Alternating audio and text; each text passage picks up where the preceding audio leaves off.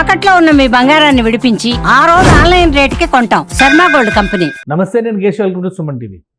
ఆంధ్రప్రదేశ్లోకి అధికారంలోకి వచ్చిన తర్వాత తొలిసారి జనసేన పార్టీ ప్లేనరీకి సిద్ధమవుతుంది. మార్చి 14వ తేదీన జరగబోయేటువంటి ఈ వేడుకని అంగరంగ వైభవంగా నిర్వహించేటువంటి ప్రయత్నాల్లో పార్టీ యంత్రాంగం మొత్తం తలమునకలైంది.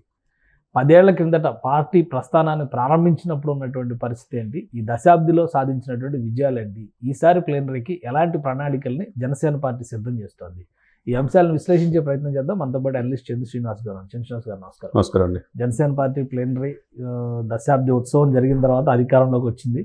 ఈసారి మొదటి ప్లేనరీ మళ్ళీ ఇది ఒక రకంగా రివైవల్ అనుకోవాలి. స్పెషల్ ఇది ఉంటుంది. ఈ ప్లేనరీకి సంబంధించి ప్రత్యేకమైనటువంటి ప్రణాళికను సిద్ధం చేస్తున్నారు. ఇలా రకరకాల ప్రచారం జరుగుతుంది. ఏంటి తాజా పరిస్థితి ఏంటి, ఎలాంటి ఆలోచనలతో పవన్ కళ్యాణ్ ఈ ప్లేనరీకి ప్లాన్ చేస్తున్నారు? అంటే దశాబ్దం పైనే పార్టీ నడపడం మామూలు విషయం కాదు. ఒక ప్రాంతీయ పార్టీ, అందులో జాతీయ పార్టీని నిలదొక్కొని అనుభవం ఉన్న పార్టీని నిలదొక్కొని ముందుకెళ్తామంటే మామూలు విషయం కాదు. కాబట్టి అనేక ఒడిదుడుకులు, అనేక అవహేళనలు, వ్యక్తిగతనలు ఇవన్నీ దాటి ఎక్కడ ఒక ఎమ్మెల్యే కాని వ్యక్తి 100% స్ట్రైక్ రేట్తో ఈ దశాబ్ద పోరాటమే ఈ ఇయర్లో సాధించారని అనుకోవాలి. ఇప్పటి వరకు చేదు జ్ఞాపకాలే, ఇప్పుడు తీపి గుర్తులు. మీరు అన్నట్టు ఇది ప్లేనరీ విజయంతో కూడిన ప్లేనరీ. ఇప్పుడు ఆ విజయోత్సవాన్ని ఏ విధంగా ముందుకు తీసుకెళ్ళాలి, ఇప్పుడున్న రాష్ట్రంలోని పార్టీని జాతీయ స్థాయిలో ముందుకు తీసుకెళ్లాలా, ఎందుకంటే జాతీయ నాయకుడిగా ఎమర్జ్ అయ్యాడు కదా పవన్ కళ్యాణ్.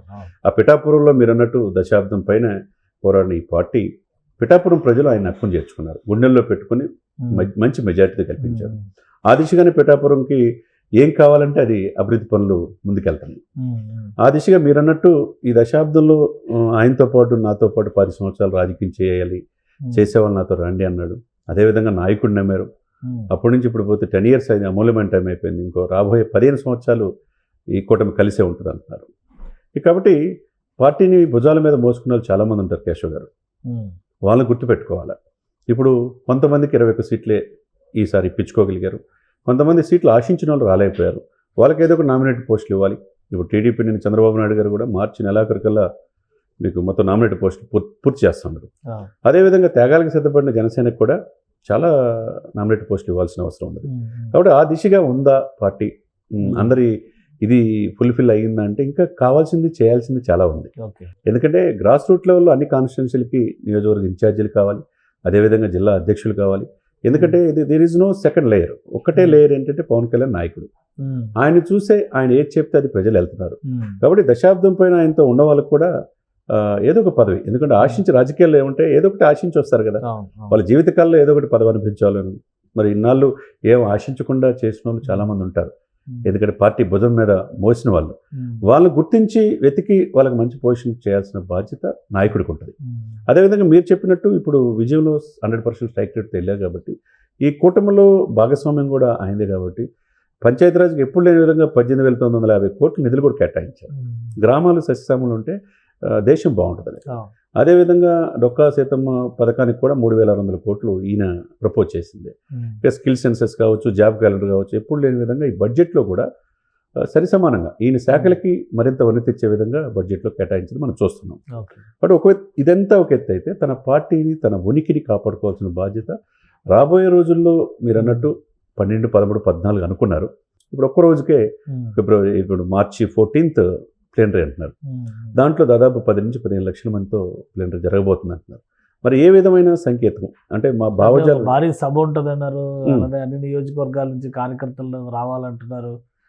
దానిపైన ప్రణాళిక ఏ విధంగా ఉండొచ్చు? దాదాపుగా ఉంటుంది. ఎందుకంటే అండి అన్ని నియోజకవర్గాలు నిన్నగాక మొన్న ఒంగోలు నుంచి మనం చూసాం 20 మంది కార్పొరేటర్లు బాలినేని శ్రీనివాసరెడ్డి గారు ఆధ్వర్యంలో చేరారు. తర్వాత అరణ్య శ్రీనివాస్ తిరుపతి నుంచి వైసీపీ కార్పొరేటర్లు 6 వచ్చారు. మరి ఆయా జిల్లాలు కొద్దిగా స్ట్రెంథన్ అవడానికి అక్కడ మేయర్గా జనసేన వచ్చే అవకాశం ఒంగోలులో ఉంది. మరి బాలినేని నిలబడినప్పుడు ఆయన జాయినింగ్ అప్పుడు టీడీపీ వాళ్ళు విభేదించారు. చివరికి పవన్ గారిని కూడా విభేదించే పరిస్థితి మాట్లాడిన చూసాం మనం. సరే, వాళ్ళు ఆ తర్వాత క్షమాపణ కోరారు, పక్కన పెడితే. అదేవిధంగా ఒంగోలు లాగా అనేక జిల్లాలు, తిరుపతి కావచ్చు, ఇప్పుడు రాయలసీమ కావచ్చు, కోస్తా కావచ్చు, ఉభయ గోదావరి జిల్లాలో బాగా సీట్లు పోటీ చేసుకుని గెలిచినాయి. అదేవిధంగా రాయలసీమలో తన ఉనికిని కాపాడుకోవాలా, కోస్తాలో కూడా కాపాడుకోవాలంటే స్ట్రెంథన్ చేసుకోవాలా. ఎందుకంటే ఎప్పుడు ఒకే రకంగా ఉండదు కదా. ఇప్పుడు 21 స్థానాలు పోటీ చేసి ఉండదు కదా. రాబోయే రోజుల్లో ఎన్నైనా చేయొచ్చు. ఆ దిశగా పార్టీ కార్యకర్తలు నమ్ముకున్న వాళ్ళని ముందుకు తీసుకెళ్లాలి, వారికి మరింత బాధ్యత ఇవ్వాలి. ఇకపోతే ఈయన హిందూ భావజాలంతో ముందుకెళ్తున్నాడు. 100 కోట్ల మంది హిందువులకి నేను ప్రతినిధి అంటున్నాడు. ఎవరు ఈ ప్రయత్నం చేయాల.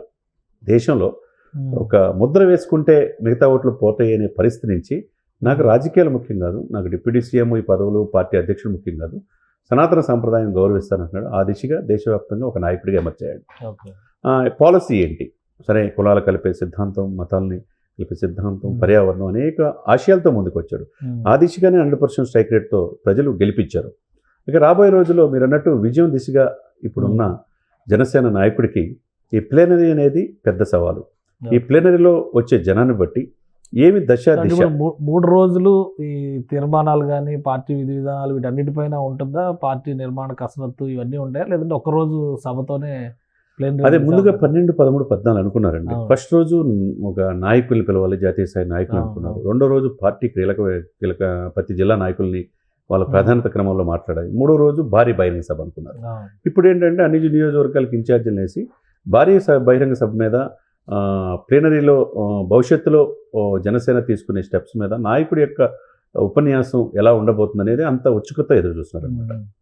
సో అంటే ప్లేనరీ ఒక ఎత్తు అయితే సభ ఇంకొక ఎత్తు, అంతే కదా, రెండు వేరువేరుగా జరిగేటువంటి అవకాశం. అదే చూడాలి. అంటే ఇప్పుడు నేషనల్ లీడర్స్ ని వీళ్ళందరినీ మిత్రపక్షాల నుంచి కూడా పిలుపు ఉంటుంది అనేది అని అంటున్నారండి. నిన్ననే మనోహర్ గారు కూడా వెళ్ళి స్థల పరిశీలన కూడా చేశారు. ఎక్కడ కూడా తగ్గకుండా, ఎటువంటి ఇబ్బందులు లేకుండా, అందులో రేపు మండే నుంచి తీవ్రమైన ఎండ ఉండే అవకాశం ఆంధ్రప్రదేశ్లో, తెలంగాణ కనపడుతుంది. మరి వాళ్ళకి మజ్జిగ ప్యాకెట్లు కావచ్చు, వాటర్ కావచ్చు, వచ్చే వాళ్ళని రాను పోను వాళ్ళని జాగ్రత్త తీసుకోవాల్సిన అన్ని సౌకర్యాలు కల్పించాల్సిన అవసరం ఉంది. ఆయన ఎదురికి 21 మంది ఎమ్మెల్యేలు ఉన్నారు కాబట్టి ఎమ్మెల్యే లేని ప్లేసుల్లో మిగతా కీలకమైన నాయకులకి ఆ బాధ్యత అప్పచెప్పారు. కాబట్టి జనసేకరణ విషయంలో అసలు చెప్పాల్సిన అవసరం లేదు.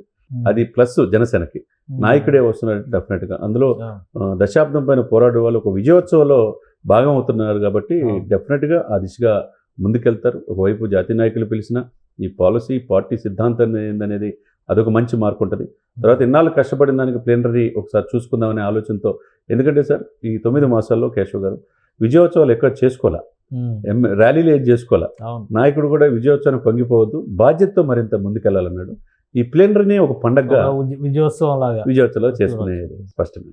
రైట్, థ్యాంక్ యూ చంద్రశ్రీనివాస్ గారు. ఇది జనసేన పార్టీ ప్లేనరీకి పెద్ద ఎత్తున ఏర్పాట్లు జరుగుతున్నాయి. ప్రధానంగా 10 లక్షల నుంచి 15 లక్షల మందితో భారీ బహిరంగ సభ, ఇదే ప్రధానమైనటువంటి ఎజెండా కాబోతుంది. ప్లేనరీకి సంబంధించినటువంటి ఇతర ఏర్పాట్లు, తీర్మానాలు, సంస్థాగత నిర్మాణం ఇవన్నీ ఒక ఆస్పెక్ట్లో జరిగినప్పటికీ కూడా భారీ బహిరంగ సభపైనే పార్టీ శ్రేణులు, నాయకత్వం ఎక్కువ ఫోకస్ పెట్టిందని చంద్ర శ్రీనివాస్ గారు విశ్లేషిస్తున్నారు. నాదెండ్ల మనోహర్ గారి పర్యటన తర్వాత పిఠాపురంలో సభ నిర్వహణ స్థలం వద్ద ఏర్పాట్లు మరింత వేగవంతం అవుతున్నటువంటి పరిస్థితి కనిపిస్తుంది. ఇక్కడ నుంచి ఈ ఉత్సవంలో ఏ విధమైనటువంటి మెసేజ్ జనసేనాని ఇవ్వబోతున్నారు అనేది కూడా ఆసక్తికరంగా మారుతుంది. ఇది special discussion. Keep watching. Suman టీవీలో మీ పర్సనల్ అండ్ బిజినెస్ ప్రమోషన్స్ కోసం కింది నెంబర్కి కాంటాక్ట్ చేయండి.